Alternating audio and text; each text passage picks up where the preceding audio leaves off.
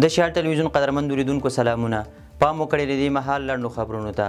کابل کې د افغانستان او پاکستان د بهرنیو چارو وزیرانو ترمنځ ناسته ترسره شوه.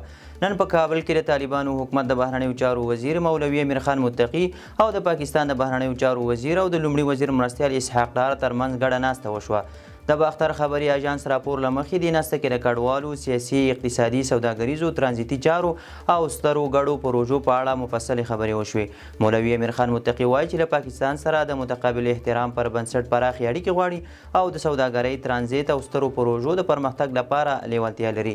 نوموړي همداراز د افغان کډوالو وضعیت ته اندېښنه ښودلې او له پاکستاني لوري غوښتي چې د هغوی حقونه وساتي. د راپور له مخې د پاکستان بهرنیو چارو وزیر اسحاق ډار ژمنه کړې چې له افغان کډوالو سره به چلن کیږي او د هغوی جایدادونه او مالونه به خوندي وي.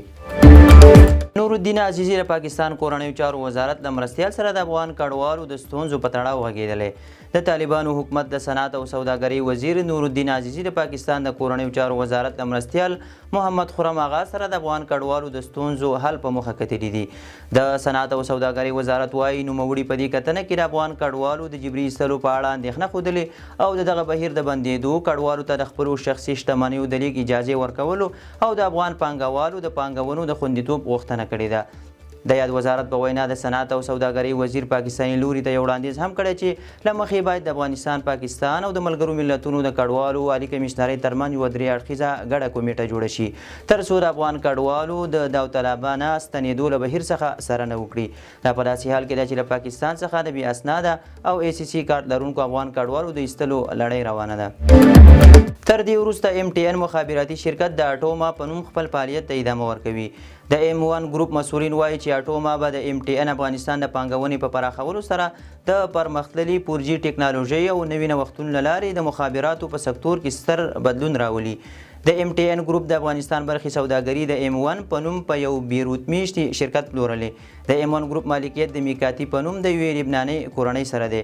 MTN مخابراتي کمپنۍ د 2020 کال راهیسې په افریقا کې چیرته چې د دې شرکت مرکزي دفتر دی د ډیټا په خرڅلاو د موبایل له لارې د مالي خدمتونو په وړاندې کولو تمرکز زیات کړی دی. ملګرو ملتونو یو ځل بیا د طالبانو پر حکومت غږ کړی چې د انجونو پر وړاندې د زده کړو دروازې پرانیزي. ملګرو ملتونو یو ځل بیا زده کړو ته د افغان انجونو پر حق او بشپړ لاسرسي ټینګار کړی او د میلیونونو انجونو له ښوونځیو څخه د محرومیت د پای ته رسولو غوښتنه یې کړې ده.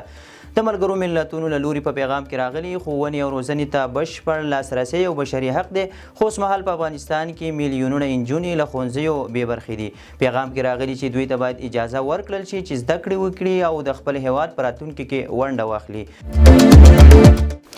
جاپان په پاکستان کې له افغان کډوالو او کوربه ټولنو سره 3 میلیونه ډالره مرسته اعلان کړه. پاکستان کې د ملګرو ملتونو د کډوالو ادارې د یوې خبرپاڼې په خبرولو سره ویلي جاپان د یادې ادارې د پروګرامونو د ملاتړ لپاره 3 میلیون امریکایي ډالرو مرستې اعلان وکړ چې له دغې مرستې په پاکستان کې میشت افغان کډوال او کوربه ټولنې ګټه واخلي. یادې ادارې ویلي چې په دې پیسو به د افغان کډوالو او کوربه ټولنو لپاره د ساتنې او اسنادو، جنسیت پر بنسټ تاوتریخوالي، روغتیا او د ژوند د نورو اړتیاو په برخو کې مهمې مرستې چمتو کړي. جاپان له 2020 میلادي کال راهیسې په پاکستان کې د میشتو افغان کډوالو د وضعیت د ښه والي لپاره 14.5 میلیون ډالره مرسته کړې ده. په خپله خوښه د ستنېدونکو پیوار کارت لرونکو ټولې کورنۍ ته اوس یوازې 140 ډالر ورکول کیږي. پاکستان کې د ملګرو ملتونو د کډوالو عالي کمیشنرۍ ویان قیصر افریدي ویلي د بهرنیو مرستو کمیدو له امله اوس مهال د پیوار کارت لرونکو کورنیو سره یوازې 1900 افغانۍ یعنې 140 ډالره مرسته کیږي او هر غړي ته 20 ډالر د ترانسپورت لپاره ورکول کیږي. هغه ویلي مخکې د پیوار کارت پر سر نفر ته 315 ډالر ورکول کیدل خو اوس ټولې کورنۍ ته 140 ډالره ورکول کیږي. دغه مرستې په ننګرهار، کابل، هرات او کندهار کې راستنېدونکو کډوالو ته ورکول کیږي. دا په داسې حال کې ده چې پرون جاپان له یونیسیر سره په پاکستان کې د میشته افغان کډوالو لپاره 3 میلیون ډالره مرسته هم اعلان کړه. د هیواد په زندانونو کې نږدې 130 بهرني وګړي بندیان دي. د زندانونو چارو د سمون ادارې پوځي مرستیال حبیب الله بدروای په تیرو شاوخوا 3 کلونو کې امنیتي ځواکونو هغه مجرمین چې د هیواد امنیت ته ګواښ پېښولی شي نیولي دي. بدر زیاتوي اوس مهال د هیواد په بندخونو کې شاوخوا 130 بهرني وګړي هم بندیان دي. د بدر په خبره نیول شوي بهرني اتباع پر بیلابیلو جرمونو تورن دي چې ډېری برخې د ګاونډیو هیوادونو اوسیدونکي دي. زمیر کابلوف ویلي راتلونکې میاشت کازان ښار کې د روسیې او د طالبانو حکومت ترمنځ لویه غونډه جوړیږي. د روسیې لخوا د ترهګرو ډلو له لیست سره طالبانو د نوم له ایستلو وروسته افغانستان لپاره د روسیې د ولسمشر پوتین ځانګړي استازي زمیر کابلوف اعلان وکړ چې ټاکل شوي د روان کال مې میاشتې په نیمایي کې د روسیې او طالبانو ترمنځ لویه غونډه په کازان ښار کې جوړه شي. هغه ویلي چې د کازان فورم په څنډه کې به د روسیې او افغانستان لوی سوداګریز فورم جوړ شي چې د روسیې پلاوي مشري به د لومړي وزیر مرستیال الیکسی اورچوک کوي او افغانستان به په لوړه حکومتي او سوداګریزه کچه استازیتوب وکړي. د تېرې پنجشنبې په ورځ روسیې طالبان د خپل ترهګریز نوملړ څخه وایستل خو د ملګرو ملتونو قانون ته یې ژمنتیا ښودلې ده. تهران ویلي غواړي له سعودي عربستان سره پوځي همکارۍ لا پیاوړې کړي. د ایران د وسوالو ځواکونو لوی درسیز محمد باقري ویلي چې غواړي له سعودي عربستان سره پوځي همکاریزې اړیکې پراخې کړي.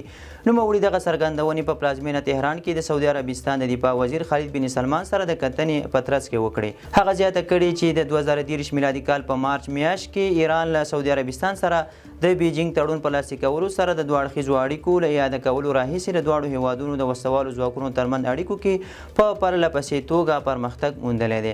خالد په دې کتنه کې ویلي چې هیواد یې له ایران سره د دوه اړخیزو اړیکو پرمختګ ته په درنه سترګه ګوري او په دې اندي چې د دغو اړیکو لا ټینګښت د دواړو هیوادونو او د سیمې د امنیت لپاره ډیر اهمیت لري.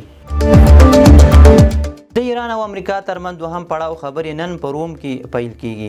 ایران د بهرنیو چارو وزیر سید عباس عراقچي د تهران او واشنګټن ترمنځ د خبرو اترو په دویم پړاو کې د ګډون په موخه نن سهار د ایټالیا پلازمینې روم ته رسیدلی دی.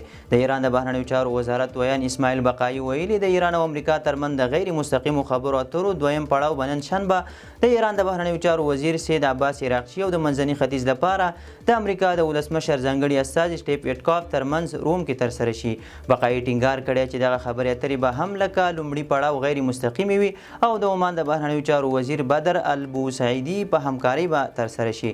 تر دې وړاندې د امریکا ولسمشر ټرمپ خبرداری ورکړی و که کوم تړون ته رسیدنه ونه شي امریکا به پوځي زور وکاروي، خو ایران بیا بار بار ویلي تر فشار لاندې به خبرې ونه کړي. د افغانستان 19 کلنې کم عمره کرکټ ملي لوبډلې د کرکټ نړیوالې شورا د 2016 میلادي کال نړیوال جام سیالیو ته لاره ومونده. د افغانستان کرکټ بورډ ویلي چې افغان ځوانانو غوراوي پړاو سیالیو په ترڅ کې خپلې لومړۍ درې لوبې په ستر توپیر وګټلې او د نن ورځې مهمه او وروستۍ لوبه چې د کوربه نیپال پر وړاندې ترسره کېده د دوامداره اورښت له امله بې پای ته ورسېده. د بورډ معلوماتو له مخې په دریو بریاو سره افغان لوبډلې د جدول لومړی مقام خپل کړی و او د نورو لوبډلو په پرتله د غوره نمرو او نیټ رن ریټ په لرلو سره د یوازینۍ او مخکښې لوبډلې په توګه نړیوال جام ته لاره پیدا کړه.